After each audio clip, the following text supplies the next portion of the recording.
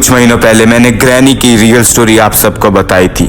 अब उस वीडियो के एंड में मैंने आप लोगों से कहा था कि ग्रैंडपा की स्टोरी भी बहुत जल्द आएगी। अब टाइम आ चुका है ग्रैंडपा की स्टोरी का पर्दाफाश करने का।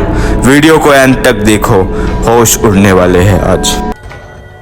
ग्रैनी के इस हादसे के बाद ग्रैंडपा के दिमाग में सिर्फ एक ही ख्याल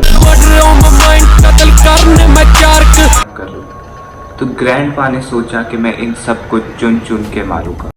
ग्रैंडपा ने उन लोगों का पीछा करना शुरू कर दिया और उनके मेन अड्डे तक पहुंच गया। ग्रैंडपा ने 2 लोगों को बेहोश किया जो वैन से उतरे थे और उनके वेपन लेकर सीना चौड़ा करके उनके अड्डे के अंदर एंटर हो गया।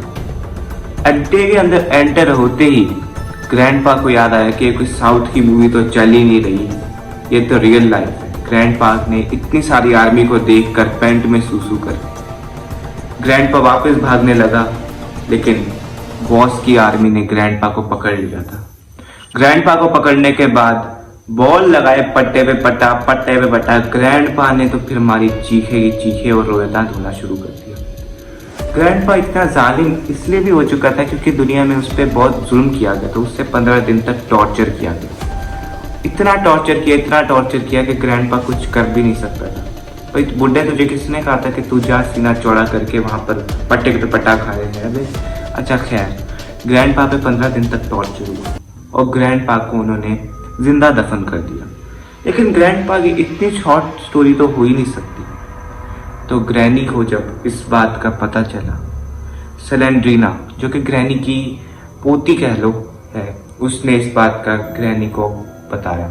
ग्रैनी को इस बात का पता चलते ही ग्रैनी उनके अड्डे तक पहुंच गई। ग्रैनी ने भी जाकर पूरी आर्मी पे पटा कर दिया, सबको मार दिया। लेकिन वो ग्रैंडपा को पागलों की तरह ढूंढ रही थी। उसने ग्रैंडपा को उसी अड्डे के बेसमेंट में दफन पाया।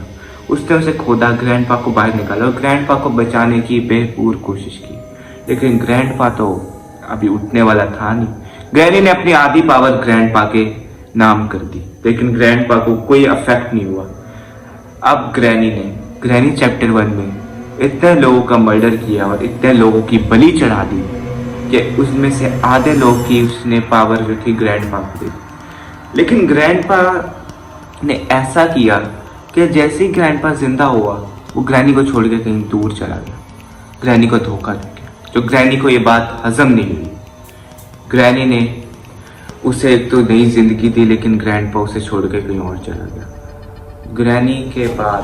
ग्रैंडपा के जाने के बाद ग्रैनी को इतना गुस्सा आया कि ग्रैनी ने अपना जादू कर लिया ग्रैंडपा पे, ग्रैंडपा को अपने वश में कर लिया। अभी आप देखते हुए कि ग्रैंडपा की आई बॉल्स नहीं है, वो हिप्नोटाइज्ड है। ग्रैंडपा अब सिर्फ और सिर्फ एक क्रोबार से हमें मारता है। इस टकले में कोई दिमाग नहीं है, इसकी खुद की अकल नहीं काम करती।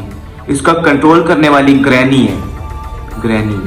अब वो हमें क्रोबार से इसलिए भी मारता है क्योंकि ग्रैनी का हाथ होता है। उसके बाद ग्रैंडपा ने सारे घर में कैमरे लगवा दिए क्योंकि ग्रैनी उसे कंट्रोल करती, तो ग्रैनी ने ग्रैंडपा ने हर चीज वो की, लेकिन एक बात भूल गया कि हम भी बहुत स्मार्ट हैं।